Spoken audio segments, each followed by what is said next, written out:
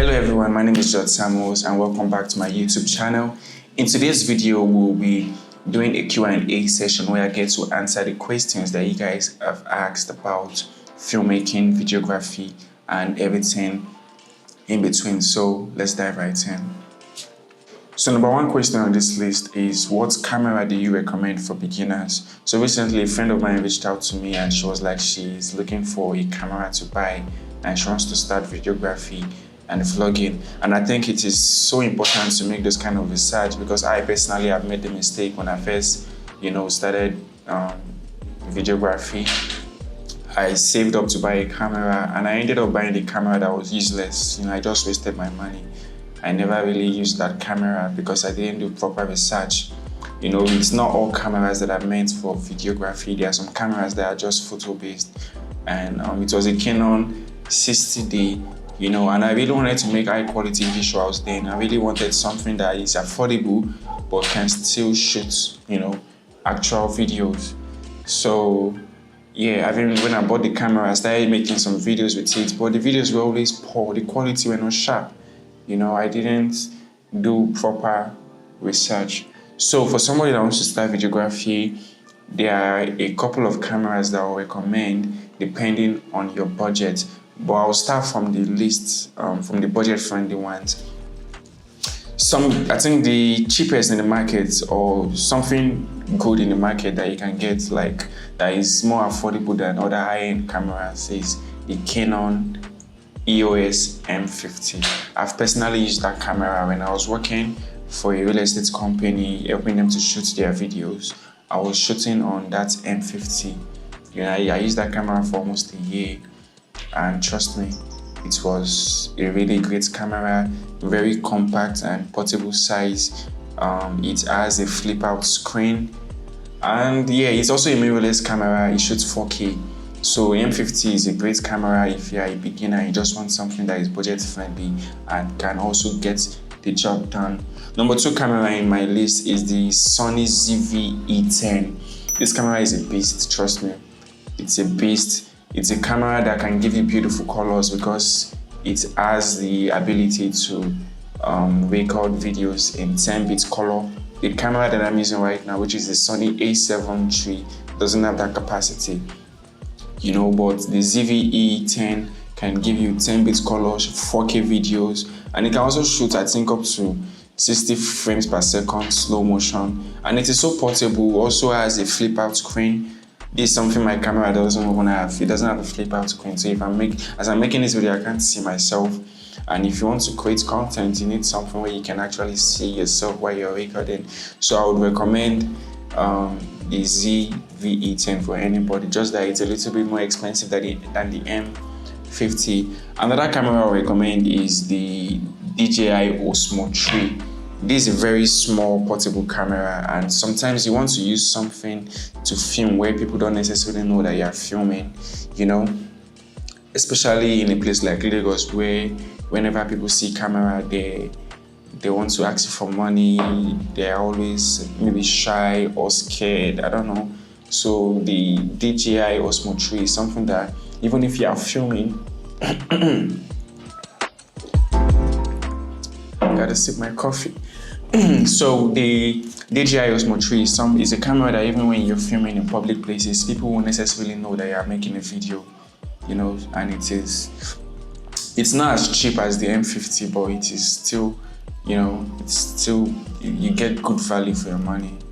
Very portable, you can research that camera. But if you have the money and you want a good video camera, I would advise you to buy, which is my dream camera as well, I would recommend the Sony FX3. This is a cinema camera and you can use it to shoot Netflix standard videos, but it is quite pricey. I don't know, right now it should be like maybe 4.something million naira, just the body without lens.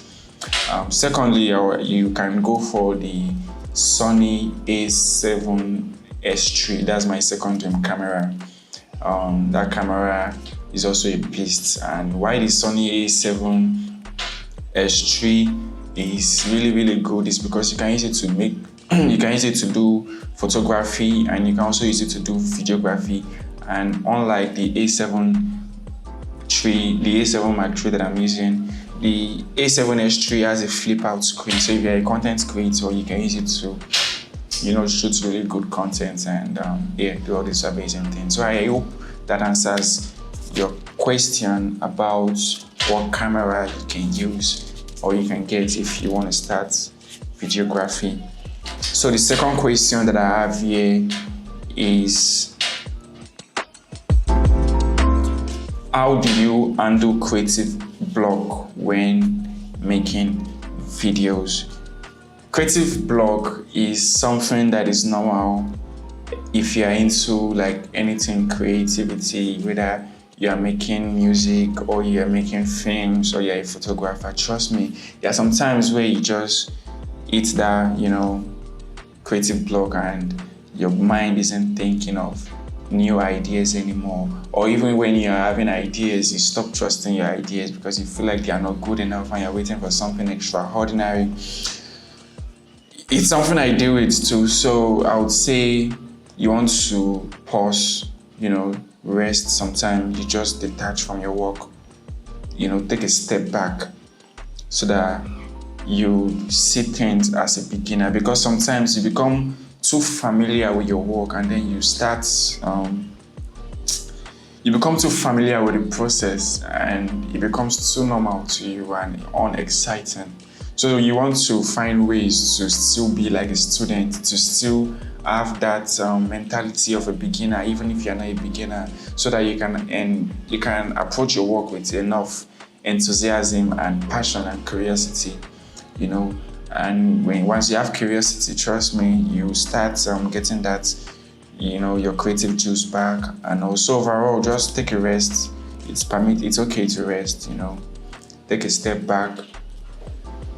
Consume people's content, not from the perspective of a producer, but somebody that just wants to enjoy content and fall in love with it all over again. And from there, you start having some ideas. And the most important part is when you start getting ideas back, make sure you trust your ideas. Write them down, organize your thoughts by putting them in paper, When you can put your thoughts in paper, trust me, everything becomes organized. But if you just leave them upstairs, it becomes too, confusing and clustered and all those. So put your thoughts in paper and trust every idea that come your way. Trust it and start taking action again. So you just pause, reset, and restart. So the third question that I have here is, what editing software would you recommend that I learn? This is a very important one if you want to really, if you really want to do videography. Personally, I recommend that if you want to be a videographer, start first of all as a video editor.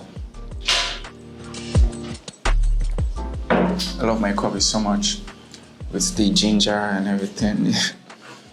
So, if you want to become a videographer, first of all, start by being a video editor. And there are so many video editing softwares out there in the market. I'll give you an example of a few. There is Filmora, there is Final Cut Pro, there is Adobe Premiere Pro, there is DaVinci Resolve, there's CapCut, there's InShot, that's for mobile phones, but I think CapCut has a desktop version right now. But if you really want to do this professionally and you want to really do it really well, I would recommend you starting with learn Adobe Premiere Pro. I would recommend two softwares. The two softwares that I use, I would recommend Adobe Premiere Pro and DaVinci Resolve.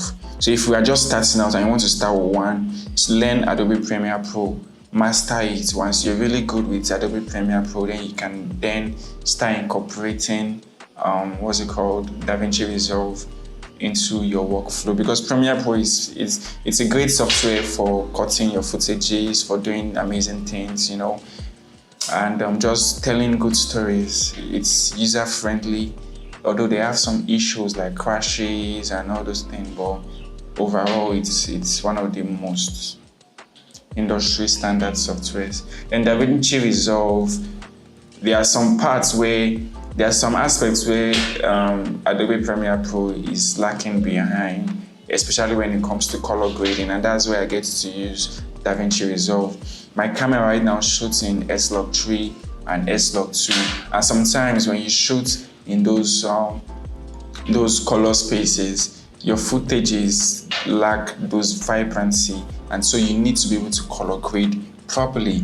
And Adobe Premiere Pro as a standalone software doesn't really have the capacity to give you real color grading, and that's where DaVinci Resolve comes in. So I first of all take my rushes into DaVinci Resolve, color grade, then I take it to Premiere Pro and do the editing. So yeah, those are the two softwares. Learn Adobe Premiere Pro first. Once you're good with Adobe Premiere Pro, then you can switch into learning DaVinci Resolve, and then you decide which one you want to make your final, editing station. So yeah, the fourth question. Okay, so what are some must-have accessories for videographers? Okay, if you are a videographer, some of the accessories that I think you cannot do without if you really want to make good videos is, number one, you need a camera that can shoot up to 4K at least, because I think 4K is the new standard. People don't really do HD anymore, Even some people shoot 8K right now, and then they compress it down to 4K. So if you want to get a camera, or if you want good videos, make sure you're shooting at least 4K. I don't shoot below 4K, because I want that crispy, sharp image quality. So number two, you need a gimbal. Especially when you're doing shots where you need to move around. There's nothing that screams amateur more than a shaky video where the thing is shaking like that, It doesn't look good at all. So you need something that can give you that smooth movement, that smooth motion when you're moving around. So that's where a gimbal comes in. It's a must-have. Don't shoot handheld, except there is an effect you're going for. But if you need to, let's say, shoot outdoor and there is a lot of movements going on, trust me, don't shoot handheld. Get a gimbal. Number two, you need a tripod. This is a no-brainer. Like, you need a tripod. Without tripod, you can't do nothing. You can't shoot interviews. You can't shoot stocking head videos. You just need a tripod. It's a must-have. Even before you gimbal, you need a tripod. Invest in a tripod the moment you get a camera. Secondly, you need what do you need? If you're making videos, you need a lot of hard drives and large memory cards, because if you're shooting videos, they consume a lot of space. This is something that nobody told me when I first started. So as you're investing in cameras, investing in all this equipment, you want to also invest in large memory cards, at least 128 gig, and then NEPA took the light. Yeah, so you want to invest in hard drives and good storage so that you don't delete your videos. These are your intellectual property, so you want to store them, for archive's sake. You don't want to lose them. So yeah, invest in good drives. So since light has gone, I think I would do a part 2 of this video. So if you are still watching till this point, thank you so much. I really appreciate it. I'm happy that you found value in this video to be able to stick till the ending. So if you're a first-time watcher, please kindly subscribe and support this channel, like, and you can leave a comment asking me any question you want me to answer in the part 2 of this video. And see you next time. Bye. Cheers.